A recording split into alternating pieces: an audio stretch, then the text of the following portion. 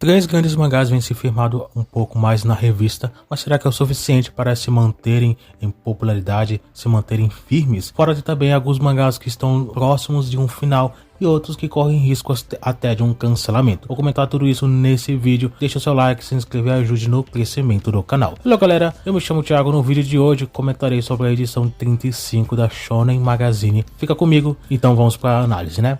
Na capa da revista tivemos o Shangri-La Frontier falando um pouquinho mais sobre o volume, né? Então, pelo menos aqui ele foi capa. As páginas coloridas, no caso, ficou sendo o Seito Kai sendo o destaque principal. Nessa semana tivemos alguns mangás ausentes, como o Kaijin Fugeki, o Mayonaka Heartstone, o Sentai Dashikaku e o Ikitagari no Wolf. Não tiveram capítulos nessa edição. Entre os mangás novatos temos o Idolatry. Em A temos o Ahiro no Sora. Partindo então para os mangás ranqueados, nessa edição foram 19 mangás, assim como semana passada. E a última posição ficou sendo o Kanan-sama. Pra falar a verdade, tá sendo bem comum mangás de Elite ficarem na última ou nas últimas posições, sempre fechando aí a edição. Dessa vez nessa edição foi o Kanan-sama.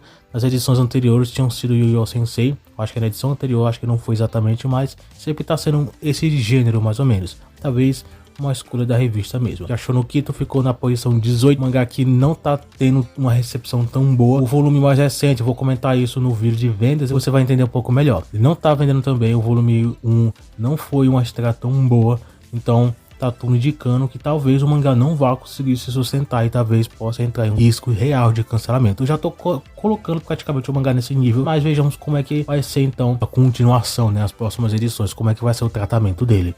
Na posição 17 foi o Yu Yu Sensei, que tá sempre nas últimas posições, não é algo tão preocupante. Uma coisa é certa, aparentemente a popularidade interna dos leitores da revista são bons e isso mantém o mangá, mesmo as vendas não sendo tão grandes assim. Pelo menos as vendas físicas, né?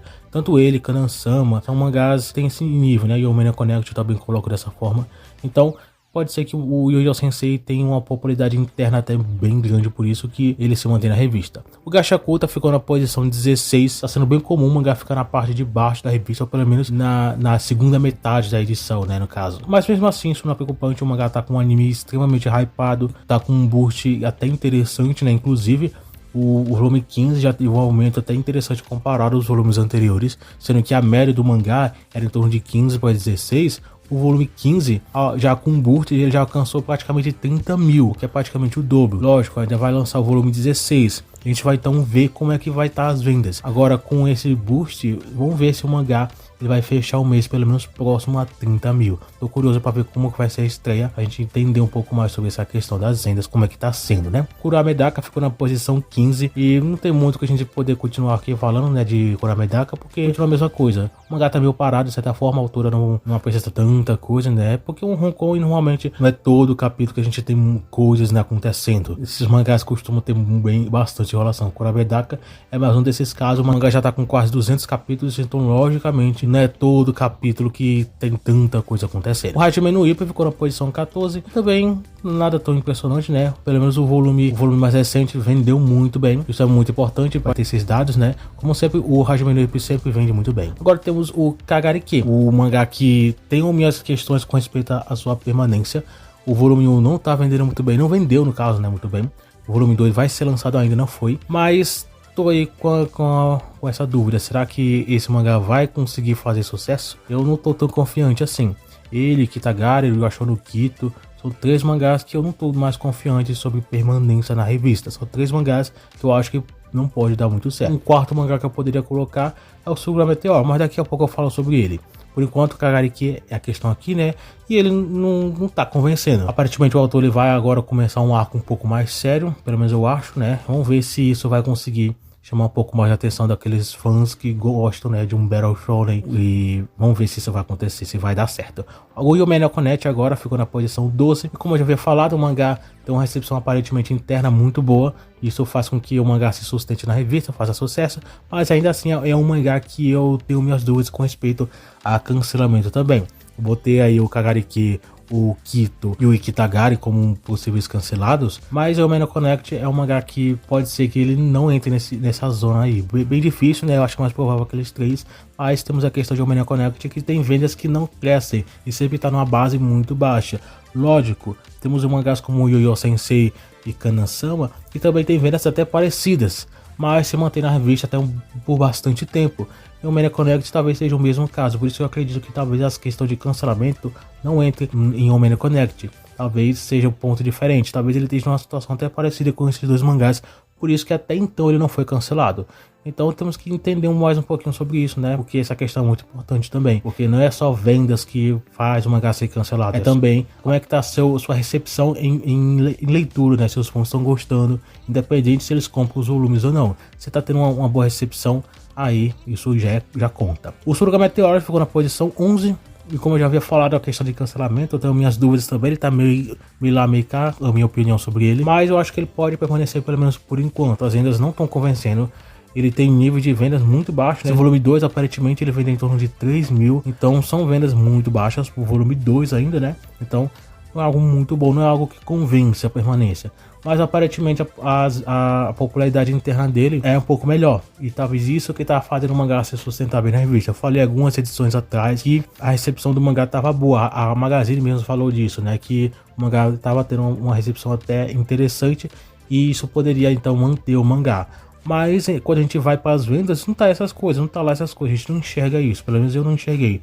Então pode ser que seja a questão de popularidade interna, pessoas que acompanham, mas não necessariamente compram os volumes. Não sei o quanto isso pode influenciar na permanência do mangá, mas aparentemente ainda o mangá continua em publicação. Na 10ª posição é o Mega Man no Café Terrace. Agora eu tenho as minhas dúvidas com respeito a quando que o mangá pode se encerrar, porque aparentemente algumas coisas estão acontecendo que talvez já entre aí em talvez um clímax, mas aí não tem como a gente confirmar nada, né? Vamos ter que esperar mais coisas, mais desenvolvimentos. Mas por enquanto eu coloco ele na mesma situação. Mangás como por exemplo o Sentai Kako tem suposições de encerramento, mas eu não acho que se encerraria esse ano. Então o Mega Man eu acredito da mesma forma. Se for para se encerrar, eu não acredito que vai ser esse ano, a não ser que as coisas estejam bem encaminhadas, como por exemplo em Yamagami-san, que eu já esperava que o mangá se encerrasse esse ano, mas não esperava que fosse tão cedo assim. O mangá Yamagami-san logo vai se encerrar, mas o Mega Man eu acredito que não vai ser ainda esse ano. Então vamos esperar mais novidades. Qualquer informação a mais eu vou estar falando aqui no canal. Por isso que é importante você estar acompanhando. Então deixa o like aí já para saber que você está gostando aqui do vídeo. Temos a 9ª posição, o Dream Job Girl, que ficou na 1ª posição na edição passada, se não me engano. E nessa aqui acabou ficando uma posição alta também, né? Mas não foi tão alta quanto na anterior. De qualquer forma, ainda o mangá tá tendo uma boa recepção. Eu já esperava um pouco mais da questão de vendas, mas não foi tanto quanto eu esperava. As expectativas acabaram sendo altas demais. Vamos ver como é que vai ser aí no correr do tempo, né? Os próximos capítulos, os próximos volumes e as próximas semanas em vendas. Temos o Aonumi Boro, que continua ainda recebendo posições até interessantes em alguns momentos, mas nada demais. E o Kaku no Inazuki, que também continua recebendo boas posições. O anime não deu um boost interessante no mangá, aparentemente não teve nem tanta mudança, então continua ainda aí posições até interessantes, mas nada que mude tanto. O Mokoshiroko no Kishi também consegue receber altas posições, mas por enquanto não tem nada também para se falar sobre o mangá.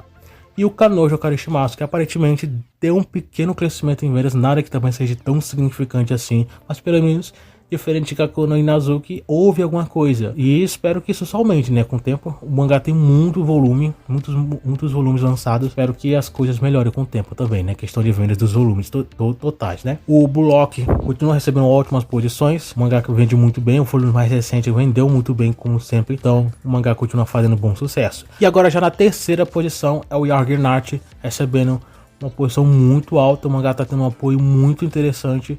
O volume 1 vendeu muito bem, tá tendo praticamente um tratamento de um mangá prioritário, né? A revista tá dando uma prioridade muito grande e vê o potencial nessa obra. Não é toda hora, não é todo lançamento que se tem um pequeno potencial como esse. Logicamente, eu não tô dizendo que o mangá vendeu assim em torno de 30, 40 mil exemplares, mas ele teve vendas superiores a pelo menos de todos os mangás da leva até então. Então eu acredito que o mangá pode sim continuar crescendo, continuar evoluindo, continuar fazendo sucesso e só aumentar ainda mais. Por enquanto ainda é uma aposta, mas é uma aposta que por enquanto vem dado certo. Então o Yargenart eu acredito que tem sim potencial para fazer grande sucesso. A 2ª posição é o Amagami-san, que tá só fechando a história.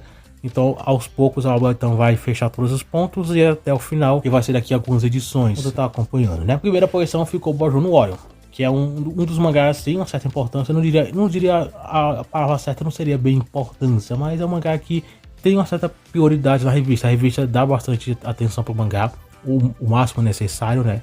E aqui, essa primeira posição já é um indício disso. Os volumes eles têm uma média de 15 mil em vendas.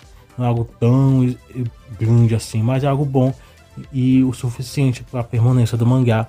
Pelo menos eu tô falando em vendas físicas, e vendas digitais são outra coisa. Sem contar também a popularidade interna, né? Os leitores que acompanham pela revista e tudo mais. Então, aparentemente, talvez esses números sejam bons o suficiente para o mangá se manter bem. Então, o Baju no Oro continua recebendo ótimas posições, não é toda semana, mas continua recebendo posições boas, né? Com frequência. Mas então, partindo para a próxima edição, que é a edição de número 36 e 37, na edição dupla, teremos como capa da revista o Kaijin Fugeki, que ficou ausente nessa edição, e as páginas coloridas serão para o Kito, para o Koreamedaka e para o Drain Job Girl, que inclusive esse mangá ele vai receber duas páginas coloridas seguidas, na edição 36 e 37 e na edição 38. Então vão ser duas edições seguidas recebendo páginas coloridas. Acompanhe aqui o canal para você não perder nenhuma dessas novidades. Comente quais são os mangás da Magazine que você acompanha, que você gosta, que você torce pelo sucesso. É isso então, até o próximo vídeo.